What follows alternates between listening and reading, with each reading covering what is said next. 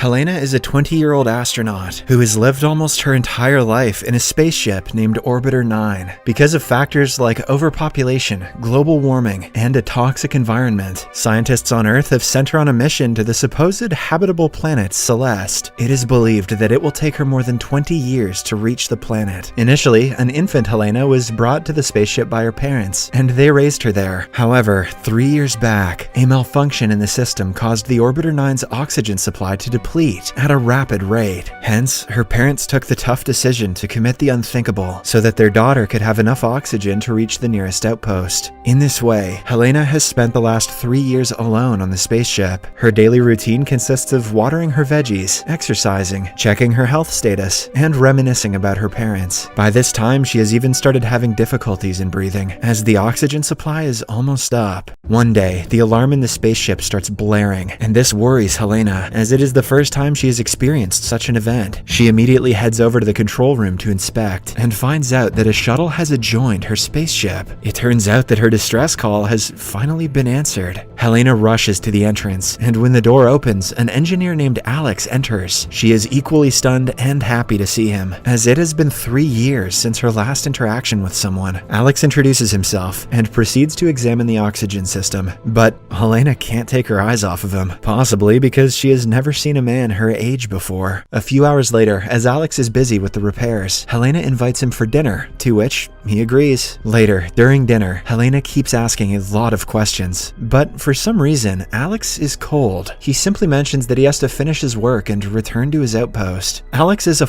boy in space. The next day, Alex successfully repairs the oxygen system and prepares to leave. That night, while he is sleeping, Helena silently enters his room and gets on top of him. As she is busy staring, Alex wakes up and asks her to get down. But Helena, who has been alone her entire life, mentions that it might be another 20 years before she sees someone again. She then slowly kisses him, and soon, the two have coitus. The following morning, Alex packs all his belongings and departs without even bidding Helena a proper goodbye. After leaving the spaceship, he enters a strange hallway and then makes his way upstairs. Surprisingly, he comes out of what appears to be a bunker, which is placed in the middle of the woods. Here, we get to know that the Orbiter 9 is not a spaceship after all, and the entire thing is being staged on Earth. In the next scene, Alex gets in his truck and drives through the woods, which appear to be a top-secret facility. We can clearly see that there are more bunkers like Helena's, and the entire operation is known as Project Orbiter. It's like a centrifugal Truman show. Shortly after, Alex reaches the entrance, which is heavily guarded by military personnel. That evening, he heads to the base of operations and meets the project manager, Hugo. Hugo takes out his tablet and shows some statistics to Alex, which reveals that there are in fact 10 orbiters. He claims that the progress is good, and if everything proceeds at the same pace, the real launch to Celeste may happen in the next 20 years. Despite the good news, Alex is upset, as he worries about the 10 test subjects that have been isolated in the orbiters. I wonder how many of them he's coitused. However, Hugo tells him that sacrificing 10 people for the good of humanity is the right thing to do. At night, as Alex is heading home, a news report states that it has been 5 years since the Celeste spaceship disaster. On that fateful night, the spaceship, which was carrying 207 crew members, experienced a sudden mechanical failure just after exiting the Earth's surface. This resulted in a fatal crash that killed everyone on board. The head engineer of the spaceship is revealed to be none other than Alex himself. Ever since the incident, he has been shrouded with guilt and sorrow, as not only did several people die, but humanity also suffered a major setback in their quest to Celeste. The next morning, Alex meets his therapist, Sylvia, who uses a highly futuristic screen to conduct her sessions. With the help of this screen, people on both sides can't see each other, and even their original voice is distorted. All they can see is a computerized wolf, which resembles their facial movements. Unable to hide his depression anymore, Alex reveals about the specifics of his job to Sylvia, and explains how he feels bad for the 10 test subjects. As days pass by, Alex starts getting more and more paranoid. He regularly watches videos and live feeds of Helena, implying that he is unable to shake her from his mind. mind. Then, one day, he finally decides to risk it all. He gets in his car and heads to the facility. Meanwhile, inside the Orbiter 9, as Helena is undergoing her regular health checkup, the alarm starts blaring once again. This surprises Helena as her spaceship is far away from any outpost. Soon, the entrance door opens, and a casually dressed Alex emerges from it. He immediately informs her that they are not in a spaceship, and that they have to escape. But Helena, who is frozen in fear, doesn't speak a word. To prove his point, Alex takes out a hidden camera, and also a microchip planted inside Helena to track her vital organs. He also tells her that he is doing this for her safety. Helena is still in disbelief, but since she has a crush on Alex, she agrees to go with him. The science may not check out, but my hormones do. Before leaving, Alex hacks the camera feed and uploads an older recording of Helena so that no one suspects their escape. Following this, the two exit the Orbiter 9. When Helena steps out of the bunker, she is momentarily dazed and has difficulty walking as she is experiencing sunlight and natural air for the first time. Alex then hides her inside his truck and somehow clears her through the entrance checkup. Later, he stops by a hill and reveals everything about the Orbiter program and how it came into existence. The program was designed to accustom a human to space so that the upcoming launch to Celeste can go smoothly. He also informs Helena that her parents are still alive, but when the latter expresses her desire to meet them, he refuses. Turns out that her parents are also part of the project. Shortly after, the two reach Alex's home, and Helena is surprised to see normal household equipment. She also experiences rain for the first time and becomes delighted. The following day, Alex visits Sylvia and informs her of what he's done. Worried about her client's safety, Sylvia shows her real self to Alex and promises to help him if things go awry. That night, Alex takes Helena out and shows her around the city. He buys a variety of meals for her, something which she has never experienced in her isolation. When Helena talks about the sea, he simply takes her to an aquarium and introduces her to different fish. The next morning, Alex leads Helena to his private office, where he has a bunch of computers set up. He explains that it is the place from which he keeps an eye on the orbiters and tracks their progress. Clearly stressed by the breach in privacy, Helena asks Alex how he could be involved in such an inhumane act, but the latter replies that it's for the betterment of humanity. With all the data and statistics gained from the Orbiter project, they will be able to flawlessly send a real spaceship to Celeste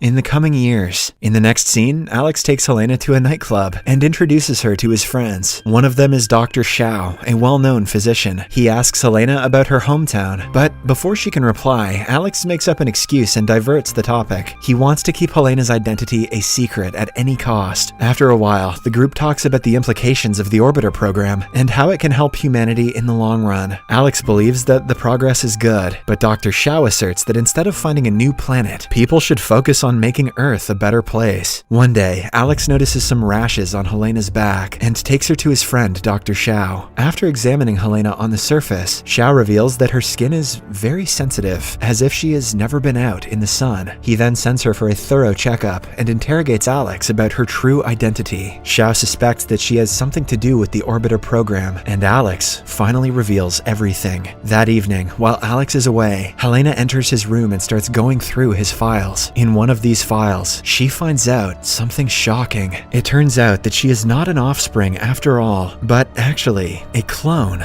She then flips over some pages and finds the address of her surrogate parents. Devastated by the revelation and the fact that Alex lied to her, she gathers her belongings and heads outside to find her parents. Later, Alex arrives at home and realizes that Helena has discovered the truth about her genetics. He is visibly upset, but can do nothing to find her. Elsewhere, Helena finds her parents and confronts them for abandoning her. The mother, who seems to be caring, tells Helena that although she is a clone, she has the genetics of people from different centuries, making her extremely healthy. Just then, the father approaches Helena from behind and cuffs her to the railing. He then proceeds to contact Hugo, but surprisingly, the mother knocks him out and helps Helena escape. A few hours later, she meets up with Alex and berates him for hiding the truth from her. With no words to defend himself, Alex simply apologizes and hugs her. However, the trouble has just begun. Realizing that Hugo and his people have gotten wind of the escape, Alex and Helena pack their belongings and take off. The next day, Hugo meets up with the chief benefactor of the Orbiter project, Catherine, and briefs her about the situation. As expected, the boss is far from impressed, as one of her valuable assets has escaped. When Hugo asks her for a solution, Catherine orders him to find Helena and kill her. Elsewhere, Alex takes Helena to her longtime confidant, Sylvia, and asks for a place to stay. Being the kind woman that she is, Sylvia gladly accepts. But before she can escort them out, she hears a knock at her door. Outside, she finds Hugo and 2 armed soldiers on the lookout for Helena. It turns out that he rummaged through Alex's apartment and found Sylvia's business card there. The men then barge inside the place and start looking around. Soon, they reach one of the therapy booths, not realizing that the couple is on the other side. Hugo then orders Sylvia to start the screen, and as she does so, Alex and Helena freeze in their place. They do not even blink, because if they do so, the wolf simulation will also move and blow their cover. This goes on for a while, and when Sylvia refuses to hand over the couple, one of the soldiers shoots her dead. This terrorizes the couple on the other side, and they immediately run away. Then, an intense chase ensues on the rooftops, with the couple managing to stay one step ahead of the bad guys. However, they are eventually cornered when they come across a dead end, with no alternative left. Alex proposes to jump to another terrace. He goes first, but when it's Helena's turn, she freezes in fear and is eventually apprehended. Alex can do nothing but watch as Hugo and his men take her away. That night, a distraught Alex heads to the same nightclub and approaches his friend Xiao, who is also apparently beaten up by Hugo and his men. Xiao expresses his concern for Alex and also mentions that the test results of Helena are out. Unfortunately, she is unfit to stay in this environment and will have to go back inside the Orbiter 9 immediately. The revelation devastates Alex, but an idea strikes his mind. In the meantime, Hugo approaches Catherine and asks her if he can reinstate Helena back into the Orbiter program. However, she refuses, claiming that it will cost them a lot of money. She then orders him to finish Helena off immediately so that the news doesn't spread elsewhere. Following the orders, Hugo starts preparing the euthanization process. But before he can end it all, Alex arrives outside the building and proposes a deal to Hugo. Although the latter has already made up his mind to kill Helena, he still calls Alex inside for the sake of their friendship. Wasting no time, Alex mentions that Helena is pregnant with his child, a child which could be of significant importance in their project. He then proposes that Helena be allowed back in the orbiter alongside him so that they can both raise their child in the environment. This would create the perfect astronaut so that after 20 years, he or she can lead the real spaceship to Celeste. Surprisingly, Hugo likes the idea and he lets the couple head back into the orbiter. In the final scene, 20 years have passed by. Outside Orbiter 9, a now old Hugo waits for a girl to come out of her bunker, presumably Alex and Helena's daughter. The girl smiles at someone behind her and then looks into the sky. The movie ends as the spaceship, ready to take off for Celeste, is heard, indicating that the experiment was a success. Subscribe for more videos like this, turn on notifications, and leave a like to help the channel out. Thank you for watching.